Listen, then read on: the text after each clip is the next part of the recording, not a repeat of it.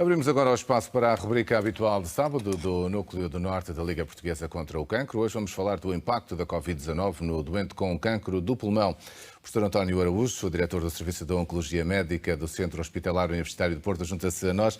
Mais uma vez, bom dia, como está? Ora, Bom já dia. depois disto tudo, já conseguiram detectar algumas situações, por exemplo, de diagnósticos que estejam a ser feitos tardios? Não, nós temos vindo a detectar vários doentes que demoraram tempo a fazer os seus exames de diagnóstico e depois de estadiamento, o que é perfeitamente natural.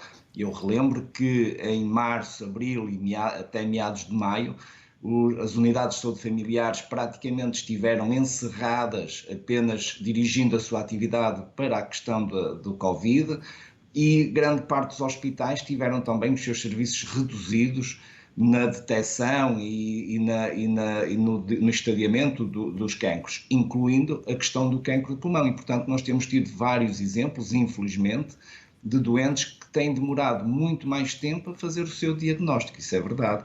E digo-lhe, saliento-lhe ainda mais um outro assunto. Neste momento, por exemplo, e é público, o rastreio do cancro da mama, por exemplo, aqui no norte de Portugal, ainda não está a ser feito, está parado desde fevereiro. E, portanto, isto conduz inevitavelmente a que doentes cheguem em fases mais avançadas da sua doença. Ora, e em concreto, que riscos é que podemos ter aqui desde já pelo facto do diagnóstico não estar a ser feito? Já nem falo, já vamos falar da questão do tratamento, mas para já a questão do diagnóstico em si.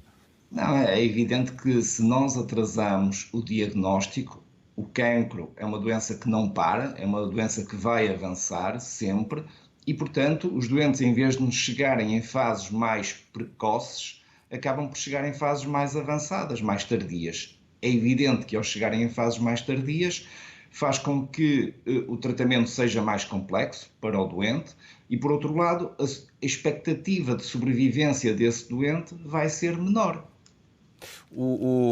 E, portanto, o tratamento aqui tem que ser começado muito mais tarde, ultrapassando etapas que provavelmente poderiam, se calhar, até ajudar a resolver ou a debelar mais Sabe? cedo a doença, não é? Claro, sabe que no caso do cancro, quanto mais cedo o cancro for diagnosticado, melhor. No caso do cancro de pulmão, por exemplo, é um cancro que tem um comportamento biológico muito rápido e, portanto, quanto mais precoce for o diagnóstico, melhor. Mais possibilidade tem o doente de sobreviver.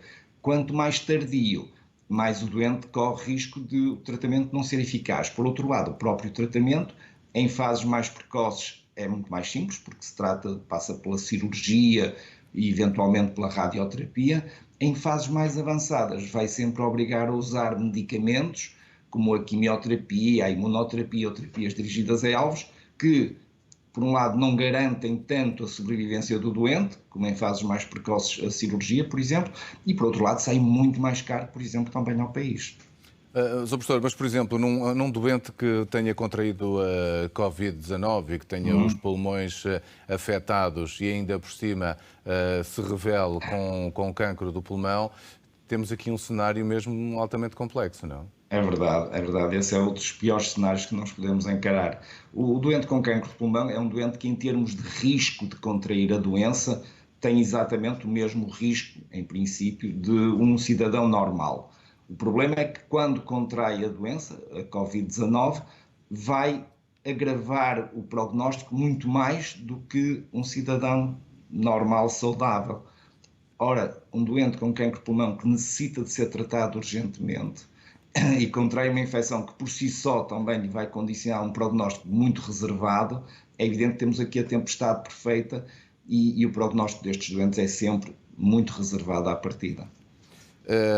Tem analisado exames de doentes com Covid e visto o que é que acontece aos pulmões, efetivamente, dos doentes?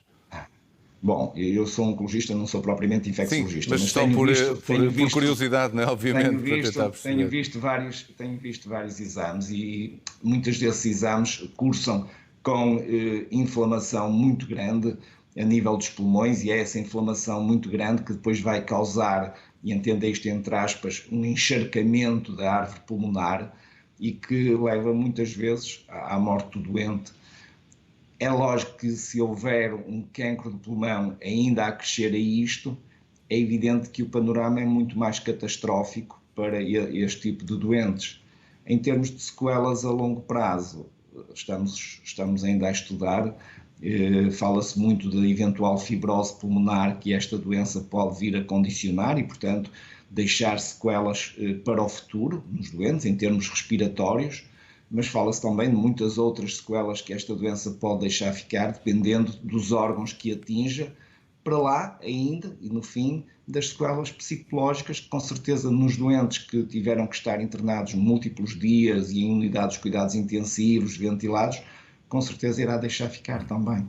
Professor, uma última pergunta que tem a ver, por um lado, perceber se há incapacidade para receber as pessoas ou se, enfim, os doentes já podem regressar às consultas normalmente para os diagnósticos e os tratamentos e, por outro lado, deixar aqui, se é possível ou não, uma palavra de confiança, porque provavelmente pode haver pessoas que ainda tenham muito receio de ir aos hospitais ou aos locais com medo de ficarem infectados e, portanto, de agravarem uma condição ficando em casa, não é?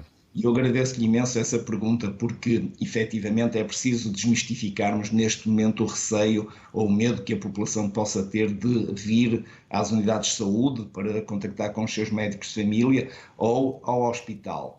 É importante que se perceberem que, em termos hospitalares, nós temos os circuitos muito bem definidos, temos as condições já implementadas, de forma a que os doentes possam vir em segurança às consultas e à realização de exames. É importante também que, a nível das unidades de saúde familiares, que ainda têm algum problema de acesso, os doentes, a essas unidades de saúde familiares, que realmente se abram em condições de segurança para facilitar o acesso dos utentes aos seus médicos de família, de forma a que possam fazer os exames necessários para o diagnóstico das suas situações. Em ambos os casos, os cidadãos e os doentes têm que ter a certeza de que têm as melhores condições de segurança e que podem e devem recorrer às unidades de saúde porque vão estar em segurança e sem problemas no acesso. Muito bem, professor António Araújo, obrigado por ter vindo esta manhã aqui a este Bom Dia Portugal. Bom dia. Eu é que agradeço. Obrigado. Bom dia bom.